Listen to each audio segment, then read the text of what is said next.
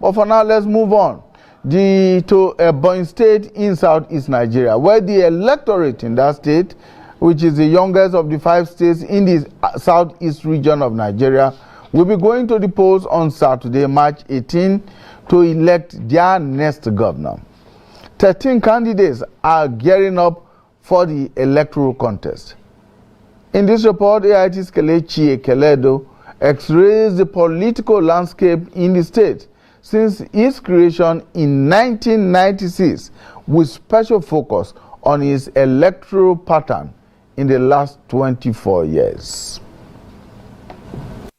October 1st, 1996 was the day Ebonyi State was created through a military fiat by the then junta, General Sani Abacha. The state famously referred to as the salt of the nation for its huge salt deposits at the Okposi and Nubulu salt lakes, equally boasts of large agricultural potentials, including the production of the popular Abakaliki rice. Like other Nigerian states, Ebonyi had her own experiences of 2 military administrators that governed the state from 1996 to the return of democratic governance in Nigeria on May 29, 1999.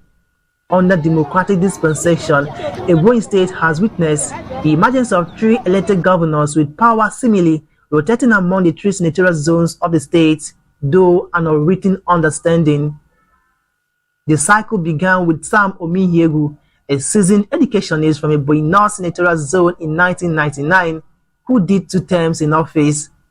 Egu was succeeded by Martin Elechi from Ebonyi Central and followed by the incumbent governor Dave Umahi from Ebonyi South, the trio all elected on the platform of the People's Democratic Party, PDP. For the 24 years of democratic experience and 6 cycles of elections in Ebonyi State, the People's Democratic Party, PDP, had dominated the political scene, producing all the governors and over 98% of other elected positions. But the political dynamics of Ebonyi State appear to be changing. It all began with the dramatic switch of party allegiance in November 2020 by outgoing Governor Mahi from the PDP, the party that brought him to office, to the ruling All Progressives Congress APC at the center. The narratives of Ebonyi State is fast changing, with the APC winning all 3 senatorial seats as well as capturing 3 out of the 6 federal constituency positions in the February 25 national elections, while the PDP could only secure 1 federal House of Representatives position. A political forecast for the Saturday, March 18 state elections does not look green for the once upon a time domineering people's... On the other election, that one was just a pure movement. That people are not interested in political party affiliation. All they want is that this is the man we believe that can deliver us. The olden days has gone past. Okay?